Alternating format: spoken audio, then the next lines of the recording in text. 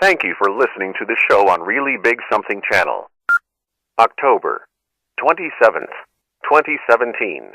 From Dallas, Texas, the flash, apparently official, President Kennedy died at 1 p.m. Central Standard Time, 2 o'clock Eastern Standard Time. 2:06 here on the great WRKO. Okay, my friends, so finally, the last batch of documents regarding the Kennedy assassination have been released to the public, with the exception of 188 pages, as I've mentioned, whereby the CIA and FBI, to me this is incredible, openly defy President Trump and say, no, we're going to redact those pages. So that, again, tells you just how accountable the CIA and FBI are. I mean, who are they to basically tell the president, sorry, but get lost? So it's obvious they're worried, and their worried stuff is going to come out. Now, I've given you my theory. I don't believe the lone killer. I've never believed it. It just stretches credulity. So the question is, in my view, who do you think was behind the Kennedy assassination? 617-266-6868. My theory, and I can cite you sources, Thomas Reeves, a brilliant scholar, Paul Johnson, really I think one of the greatest historians of the 20th century, Seymour Hersh, Dark Side of Camelot, very interesting stuff in that book, Peter Collier, David Horowitz, Nikita Khrushchev, in his memoir. By the way, he admired Eisenhower considerably, said Eisenhower was much more impressive than Kennedy when they met at these international summits. Nikita Khrushchev revealed a lot about Kennedy in his memoirs, and really just what a third-rate lightweight he really was, at least according to Khrushchev.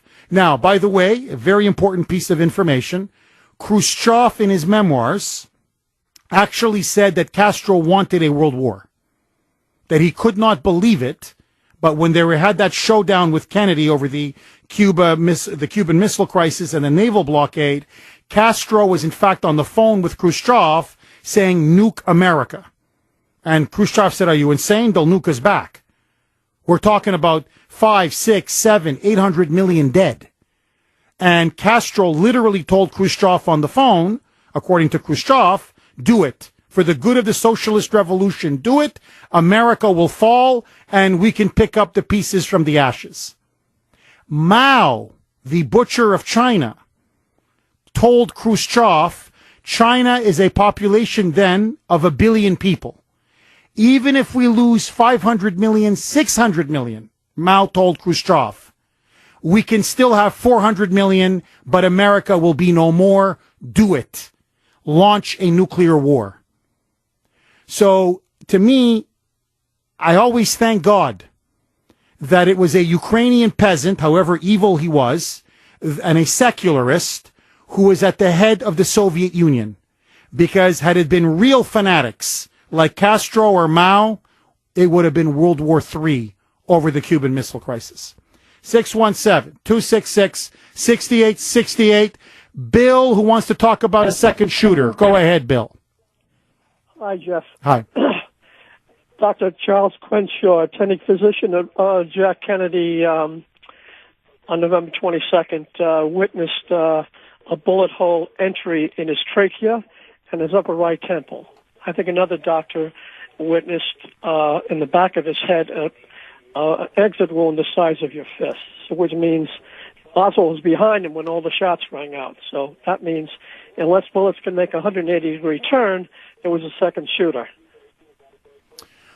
Bill, look, I agree with you. I think I've never believed in the lone shooter theory myself, personally. You look at the angles of the bullets, witnesses that there was flash coming out. And Lee Harvey Oswald, I don't believe he could have pulled it off either by himself, or he may even have been a patsy. I mean, he was clearly mentally deranged. He wasn't, he was clearly a communist. There's no question about it. But he was mentally deranged. He wasn't all up there. That this guy could have scouted the area, planned for this from the 6th floor, with really not a very impressive rifle. Remember, this is 1963. And perfectly made those shots. I don't believe it. I just don't believe it. I don't believe it. So whether there was other shooters or whether he was just a patsy, I think we'll never know. But I don't believe he was the lone killer. I just don't. 617-266-6868. Jerry on the Cape. Go ahead, Jerry. Comrade, how you are, my friend? I am well. Comrade, I agree with you. The CIA is behind this, and I think what they were going to do, this is just my opinion from what I've read, a lot of the same things you've read. And you remember Paul Kangas? Yes. He wrote some excellent stuff on the JFK assassination also. I think they were going to blame, what the plan was to blame Cuba and Russia. And let me tell you why. The CIA started in 1959 recruiting anti-Castro Cubans in Miami. And it's interesting, too, Jeff. A lot of the people that were involved in the Bay of Pigs were also involved in Watergate and Iran-Contra. And Felix Rodriguez went to jail for that, the former head of the secret police for Castro. He was involved with the CIA. He took the hit for Watergate. Remember Felix Rodriguez? Yes. Jeff, there's one name that they don't want to get out. One name. And that's George H.W. Bush. You read my mind. His connection to this. You read my mind. Jeff, have a great weekend. Thank you, my friend.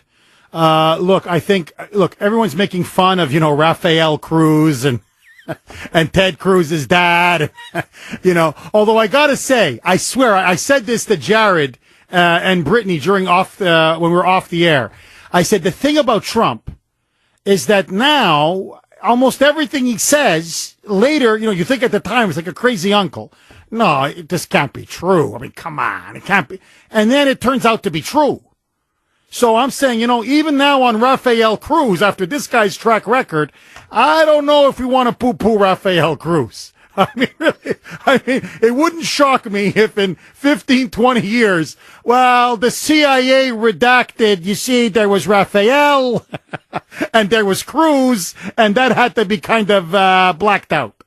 No, I don't think Rafael Cruz had anything to do with with Lee Harvey Oswald or the Kennedy assassination. But honestly, with Trump, he may be right. I mean, really, at this point, you never know. But George H.W. Bush, he was in the CIA. He was high up in the CIA. He was always part of the military-industrial complex. There's no question about it.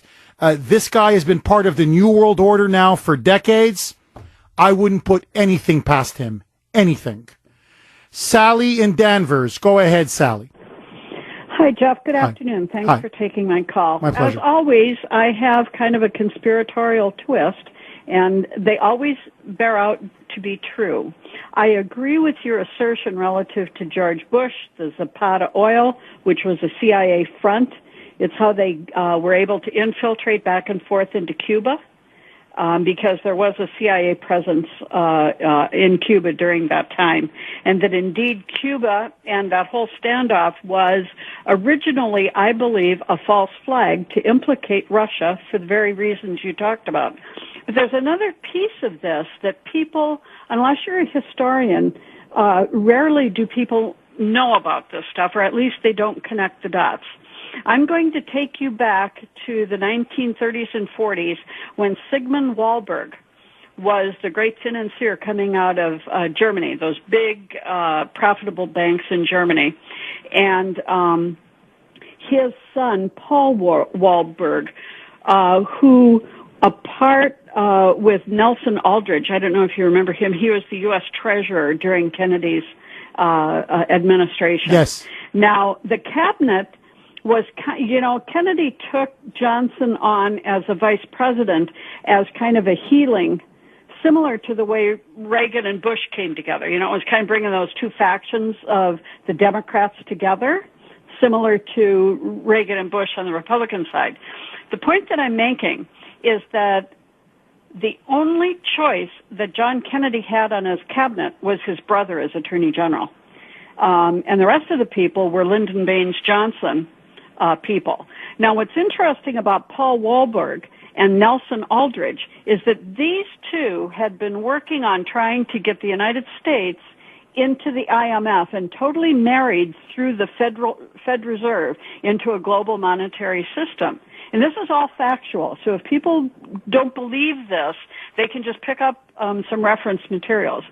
But what's interesting about this is Nelson Aldrich was the U.S. Treasurer Secretary, and Paul Wahlberg put together the Jekyll Island meeting, and that was very secret. And if you remember, John Kennedy caught on to some of this stuff, and he gave that famous secret society speech of how he didn't want to have secret societies. It was important that the U.S. be transparent, and it was all about pegging gold to that $35 value, 35 ounces, et cetera. And so 6 months after Kennedy made that speech, because Kennedy was going to pull out from the IMF, yes, and he wanted to disband the CIA because they were too rogue, too secret, too powerful. Yes. This is a fact. Yes, you're completely right. No, Sally, look, thank you for that call. Look, in a nutshell, Kennedy, he was a lightweight. I'm just being honest with you, but it doesn't matter. You can be a lightweight and still be accurate or right on certain issues. I'm telling you, I'm just giving you the whole, the view from an historian's point of view, how the Russians perceived him and how others perceived him. So, like, for example, Profiles in Courage. No, that was ghostwritten. Look, he had a daddy, and his daddy wanted him to be president. But at his heart, remember this, Kennedy fought in World War II. He fought in World War II. He saw his colleagues die. At his heart, he was a nationalist. At his heart, he was he was a patriot. He was not a globalist. He wasn't. And so there were many aspects now of the global economic elites that he despised, because he often asked himself, well, where's your loyalty? To the United States or to the bottom line, to the world? And so he did not like the IMF. He was very distrustful of the CIA because he thought the CIA had essentially gone rogue, which it had. He was very distrustful of many institutions in government. Now, he could handle all of that. It's when he went mano a mano with Khrushchev, I'm just telling you, that he broke. I mean, he just broke. The pressure was too much. He also had health issues. And when they saw him break down, Johnson literally said, and you want this guy to be our president? Are you freaking kidding me? Somebody's got to take this guy out. And that's the argument that he used. Now, if you remember, just look at Johnson's presidency. Okay, it's a lot like Obama. Think about it. What did he not give the CIA? What did he not give the military-industrial complex? What did he not give the economic globalists? He gave them everything. Everything. The CIA budget exploded. The military budget exploded. They wanted a big war in Vietnam. He gave them the Gulf of Tonkin. Basically, it was fabricated, and then he took us all in. On the IMF, I could go down issue after issue, even open borders. It began Ted Kennedy's bill, 1965, signed by Lyndon Johnson. So this world of open borders, economic globalization, the United States essentially now acting as an empire where we're intervening or meddling in countries all over the world, that really began to take off under Johnson. Yes, you could say a little bit under Eisenhower, yes, under Truman, yes, under FDR, but it was all within moderation. It was under Johnson that it was on steroids. And so the national security state, the military-industrial complex, from that moment on, the deep state, it essentially took over the American government. It's really under Johnson and the Great Society. And if you notice, everything, welfare spending exploded. The growth of big government, that's when they gave us Medicare, Medicaid. I mean, really, modern day liberalism was born under Johnson and the Great Society. So if you're Lyndon Baines Johnson, who was as corrupt as hell, and by the way, you can read Robert Caro's biography, it's not just Jeff Kuhner, was suspected of having murdered some people in Texas, because that's the kind of guy he was, and you're looking at a guy like Kennedy, and you're saying, hold on, if it's him, who's going to take over in 68? Me or Bobby? It'll be Bobby. And then in 76, it'll be Teddy. I'm just looking at it from Johnson's point of view. I'm never going to be president. I'm not going to let the Kennedys run the show. Take them down. And the Russians believe it. The KGB believe it. And honestly, that's what I believe. I think it was personally, I think it was LBJ and the CIA. 617-266-6868. Just my opinion. 225 here on the great WRKO. And you know, isn't it just awfully convenient? So 2 days after Lee Harvey Oswald allegedly, right, guns down Kennedy, he's 2 days later, he's shot by Jack Ruby. Shot dead. So the guy that could tell us everything just is conveniently knocked off. Isn't it incredible? Okay, in one of the memos, in one of the documents that's released, and I think it's very telling, J. Edgar Hoover is on the record telling people in the CIA and in the FBI, we have to have the American people believe that Lee Harvey Oswald acted alone. So even Edgar Hoover is sort of J. Edgar Hoover. Even Hoover is trying to tell people in the deep state, guys, we got to go full out PR press after Ruby kills Lee Harvey Oswald. Lee Harvey Oswald acted alone. Sell it, push it, promote it, and then, of course, the Warren Commission was set up, and that was their conclusion. Awfully convenient. So the one guy that could spill the beans happens to be knocked off himself. Fran in Lowell. Go ahead, Fran. Yes, I did want to say one thing. The woman that you had on that spoke about Zapata really knows what she's talking about. Oh, yes. She's very smart. No question about it. Very well read. Yes. I lived in Houston for many, many years, and I worked for an oil company. And I worked with, at one time, a man who was an assistant to Lyndon Johnson. And he had the documents to prove it and pictures of himself, etc. Johnson was a brilliant politician, a sleazy gangster of a person, and a womanizer, and to me, a low-type... Yes. Period. Yes. And Kennedy, I believe that maybe we could look back and say lightweight in the sense of comparing him to some maybe cleverer and better politicians. But he and Robert were, I think, despite their womanizing, like the light versus the dark. I still don't want to see everyone trying to bring them down, not because I put them on a pedestal, but because I think that their error in what they could have accomplished in the right circumstances would have been beneficial and long past their time beneficial. I think Lyndon Johnson was brilliant, and those who supported him, perhaps some of them had good motives. For the most part, he was a devious conniver. I believe that he was involved. I don't know if he directly would have planned it, but he certainly was involved, and perhaps the CIA along with him. I don't think there's anyone who's ever lived through the Kennedy assassination that thinks Oswald did it. I think that's a joke. I agree with you. Fran, I agree, and thank you for that call. And when I say lightweight, remember, Kennedy who was he always compared to? Eisenhower. Remember, right? Eisenhower, the man who, led us on D-Day, Normandy, the Allied forces, was president from 52 to 60. He's the one that Khrushchev constantly met with, right? So Eisenhower, a military man, a well-read man, a very profound, substantial man. So Kennedy was always being compared to Eisenhower. And it's in that context that people considered him a lightweight because, Eisenhower was really, frankly, one of the greatest generals we had. But so that was, when I mean lightweight, it was in comparison to Ike. Aaron in New Hampshire. Go ahead, Aaron. Jeff. Aaron, go ahead. The floor is yours. Jeff. We have Glenn? Okay, Glenn. Go ahead, Glenn.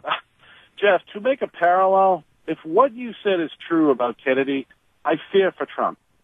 For opposite reasons. Kennedy was a follower. Trump is a leader. Think about it. Our president is a temporary employee, is he not? If he's not towing the company line with the military complex, the Republicans, the Democratic establishment, they want him removed. Just like Kennedy, Trump was not supposed to win. Well, Glenn, look, and thank you for that call. Look, Glenn, I mean, that's what they're doing. What you're seeing now, this is the great story of our time. It's a silent, slow-motion coup. And they're trying to fabricate evidence that he colluded with Putin. They're spying on him. You got the FBI director that went against him, Comey, then he had to be fired. The whole media is against him. The Republicans are against him. The Democrats are against him. Now, if they can't remove him through, let's say, propaganda, that's what this is now, propaganda, through peaceful means, I mean, I don't wish, please, I don't want this to be misinterpreted. But let's put it this way. I've told them this many times. You better trust your security. Everybody who's involved in your security. You better trust them. Okay, coming up next, the opiate crisis, and Trump finally responds. Let's take it to Evan Heidenrich. He's going to talk about that as well. Take it away, Evan. My friends, it's one of the greatest crises of our time, and the Republican and Democratic establishment have done absolutely nothing. And finally, President Trump moves. Where others didn't and refused to lead, he has now led. So yesterday, at a major press conference, Trump finally declared the opiate crisis a national public health emergency. And I want you to listen now to the president describe in detail the depth of this crisis and how many lives it has claimed. Roll cut one, Brittany. Last year, we lost at least 64,000 Americans to overdoses. That's 175 lost American lives per day. That's 7 lost lives per hour in our country. Drug overdoses are now the leading cause of unintentional death in the United States by far. More people are dying from drug overdoses today than from gun homicides and motor vehicles combined. Think of it. Motor vehicle crashes, gun homicides, more people by far from drug overdoses. That's incredible. I mean, the numbers are staggering. 175 a day, 7 an hour, over 60,000 a year. And he's right. That's more than all the, Chicago and all these places where people are shooting each other. That's more than all the deaths caused by guns, cars, vehicles, car crashes combined. In fact, just to show you how big this problem is, in Vietnam, we lost 58,000 boys. In Vietnam, the whole war. Let's say from 1963 to 1975. The whole war, we lost 58,000. We lose more than that every year now, due to heroin, fentanyl, opiates, prescription drugs, you name it. That's how severe and deadly this crisis is. In Iraq, 4,000 dead. 4,000. About 35,000 wounded, many of them maimed and crippled. But I mean, this makes the Iraq war pale in comparison. This even makes Vietnam pale in comparison. And yet our politicians either refuse to do anything or deliberately turn a blind eye. Take your pick. Listen now to President Trump go on even more about the scale of this crisis. Roll it, Brittany. These overdoses are driven by a massive increase in addiction to prescription painkillers, heroin, and other opioids. Last year, almost 1 million Americans used heroin, and more than 11 million abused prescription opioids. The United States is by far the largest consumer of these drugs, using more opioid pills per person than any other country by far in the world. Brittany, do me a favor. Play me that last line again. The United States is by far the largest consumer of these drugs, using more opioid pills per person than any other country by far in the world. We're killing ourselves. We not only have, yes, there's a heroin epidemic and it's affecting Canada and it's affecting Western Europe and it's affecting China. Yes, yes, yes, yes. But it's not even close. It's not even close. More people die of opiate overdoses in this country by far than any other country in the world. This is one of the biggest crises of our time. And if no one else has the guts to say it, let me say it. Because a lot of this has been coming in through our porous southern border. Now, not big pharma and the opiates, that's one thing. But you look at heroin, especially a lot of this cheap heroin, this garbage heroin, which is highly addictive and apparently extremely inexpensive. These are all the Mexican drug cartels. I mean, with all due respect, I saw VB's interview with Chuck Schumer, and it was great that he got him at the diner and nabbed him for an interview. Don't get me wrong. But I heard that liar go on, Chuck Schumer, go on about how, the Chinese are on fentanyl and all this stuff. They're turning a blind eye. Forget the Chinese. It's the Mexicans. I mean, yes, it's the problem from China too, but the real one is coming right through that southern border, baby. And so you look at today, all right, here, just objectively. I don't care whether you're liberal, conservative, Republican, Democrat, whatever your politics are, what skin color you are, what gender you are, what sexual orientation you are, whatever you are, okay? You walk downtown Salem, you can see the needles everywhere. In the parks, you can see the needles everywhere. In Lynn, you can see the needles everywhere. Here, closer to my neck of the woods, okay? North Attleboro. There's a drug epidemic. They're overdosing and dropping like flies in North Attleboro. It's getting to the point in some of those parks, I can't take my kids because you've got needles everywhere. So this is affecting community after Boston Common. Just walk down Boston Common now. It used to be nice. Not anymore. This is affecting community after community, city after city, not just in Massachusetts. It's rolling up into New Hampshire, into Maine, into Michigan, into Wisconsin, in Ohio. I don't want to repeat this story, but it bears repeating. My brother-in-law, God bless him, is now living in California with my sister, Jennifer, and my two wonderful nephews. He used to practice medicine. He was a GP in Ohio. I said, Marty, his name is Martin. I call him Marty. I said, hey, Marty, why'd you leave? I'm just curious. I mean, Ohio's nice. You guys are outside of Cleveland. He goes, Jeff, I'm not a drug pusher. I didn't sign up to be a doctor and study all those years and sacrifice to become essentially a drug dealer. Everybody that was coming into my office, they wanted either OxyContin or Oxycodone, some kind of an oxy. They were hooked on painkillers. They wanted a fix. And I don't want to become their drug pusher. He goes, it is killing people in the heartland. It is killing them.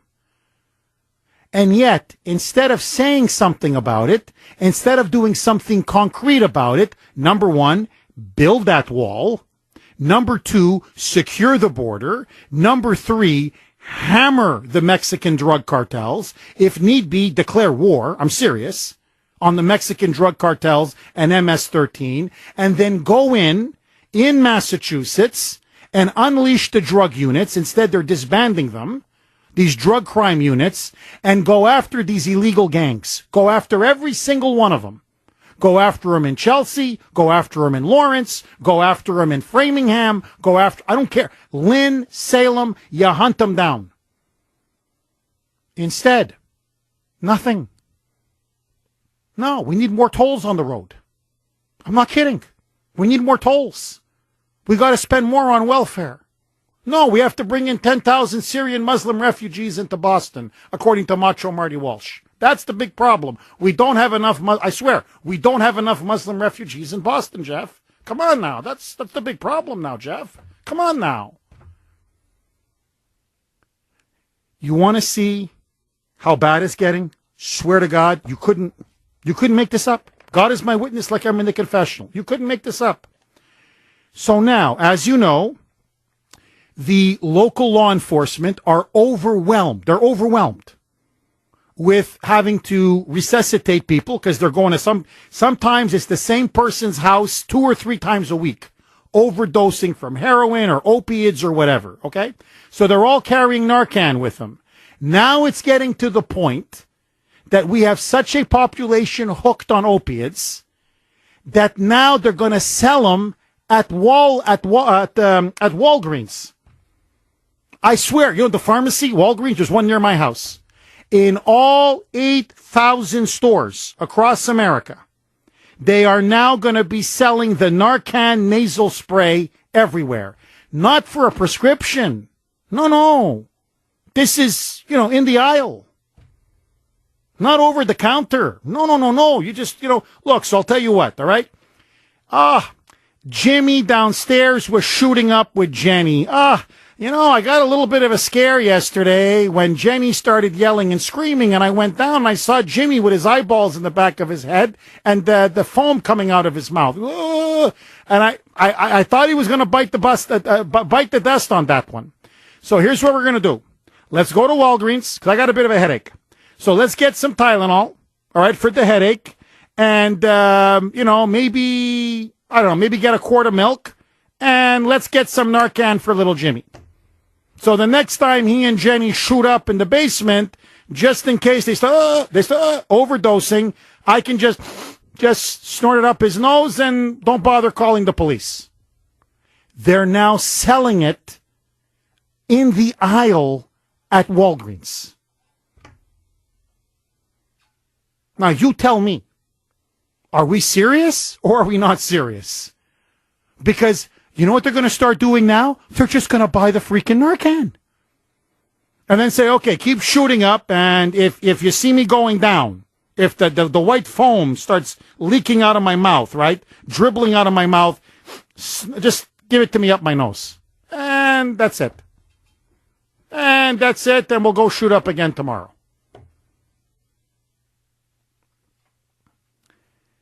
This country has a public health emergency.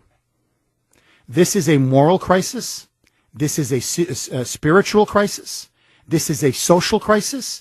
This is a cultural crisis. And it's time that we now say enough is enough. It's time we go after the supply. It's time we give these poor people who are hooked on this the opportunity to go to rehab so they can clean themselves up. And it's time we go after Big Pharma, and I mean go after them hard, and say you're not going to turn doctors into essentially glorified drug pushers. In other words, it's time for a serious, real war on the opiate crisis. Instead, in Massachusetts and in places across New England, we're telling the illegals, come on down. We're telling MS-13, come on down. We're telling the drug dealers, come on down. And now we're going to start selling Narcan at your local Walgreens. So what the hell? Somebody, hey, Brittany, you know what? No, I'm serious. Help out the cops a little bit. You go to Walgreens tonight. I don't want to be held responsible for that. I'm not going to go buy Narcan at Walgreens. Sorry. You're so intolerant. What if, the person dies, then it's going to be my fault? I don't think so. I don't want nothing to do with it. Well, when you go to Walgreens, what do you typically buy? Cough medicine? Yeah. Sure. Maybe a jug of milk. I don't really go to Walgreens, but see, yeah. I go to Walgreens because it's closer than CVS. Go get an aspirin or something. I don't know. Yeah, whatever. You go to the local pharmacy for a little something, a bag of chips, maybe some cough medicine, buy some Narcan. You see somebody overdosing on the street, be a good Samaritan, stick the spray up their nose, and what the hell?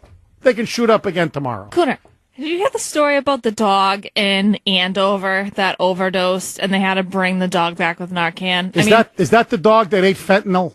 Yes. Can you just tell that story very quickly? A puppy overdosed. Was it a pit bull?